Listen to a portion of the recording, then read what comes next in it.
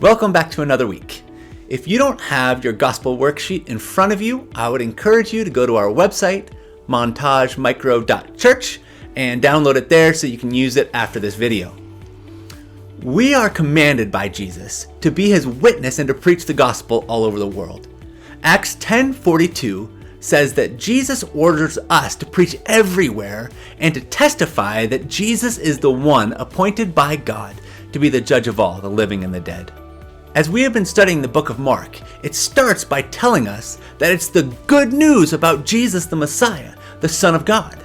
Unfortunately, about 2/3 of Christians don't follow this command to preach the gospel. We just simply don't do it. Now, there's many reasons ranging from fear to apathy to lack of training and understanding. Today, we're going to try to tackle those things together.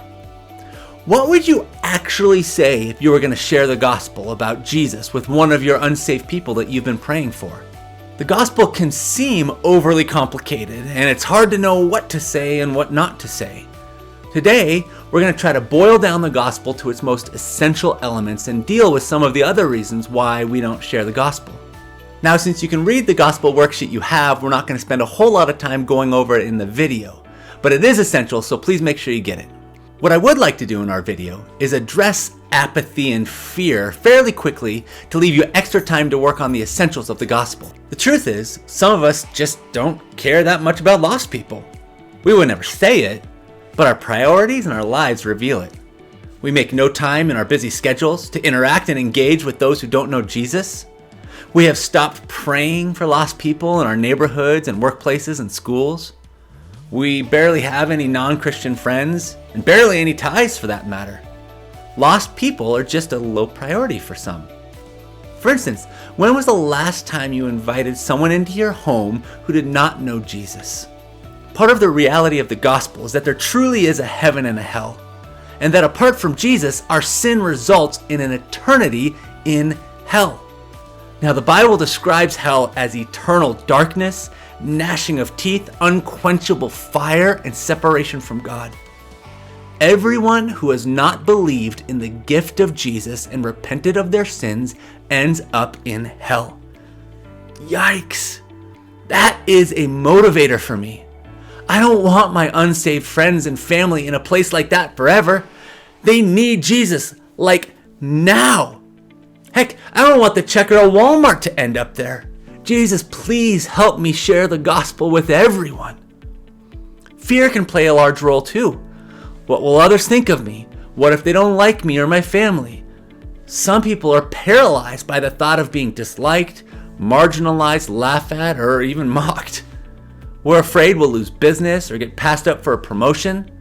What if they stop inviting your kids to birthday parties? What if talking about Jesus makes seeing my neighbors weird and awkward? What if they lump me together with Ned Flanders or the Westboro Baptist Church cult? Personally, I lean on Acts 1:8 a lot, that says, "You will receive power when the Holy Spirit comes on you, and you will be my witnesses, telling people about me everywhere, in Jerusalem, throughout Judea and Samaria, and to the ends of the earth." The Holy Spirit will give you power to share about Jesus. It's not all on you. In the Great Commission from Matthew 28:19-20, Jesus promises that he will always be with us. You are not alone. Sharing the gospel is not something you just have to buck up and do. It's something that the Holy Spirit will supernaturally empower you to do. But oftentimes, we have to step out in faith and obedience before that empowerment comes. One other thing you can do is what you're doing right now. We need one another to help overcome apathy and fear. We are people who have died to ourselves and live for Christ. We have the profound privilege of spurring on fellow believers to love and good works that God has set out before us. Some of those good works will be sharing what God has done in our lives and proclaiming the good news of Jesus to the lost. Within the context of our Christian community, our friends can speak and remind us of the very truths that we really need to hear. Dietrich Bonhoeffer put it this way: "We speak to one another on the basis of the help we both need. We admonish one another to go the way that Christ bids us to go. We warn one another against the disobedience that is our common destruction. We're gentle and we are severe with one another, for we know both God's kindness and God's severity. All Christians need fellow believers to help them grow in their understanding and sharing of the gospel.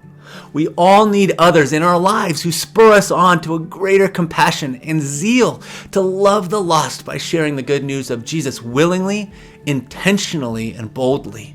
The last thing that I believe will help in all areas is to earnestly pray. Pray, pray, pray. Ask God to take away your apathy and fear. Ask Him to help you want to share the good news of Jesus. Perhaps even taking a day to fast and pray about your own heart for the lost would be beneficial. We can't save anyone. That is God's job alone.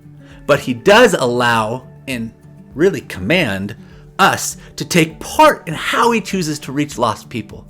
It is such a privilege to be part of God's plan to get a hold of someone's heart and soul. I pray that we all get to experience that privilege with the people God has placed around us who don't know Him yet. I will leave you with Mark's words from Mark 16:15. Go into all the world and preach the good news to everyone.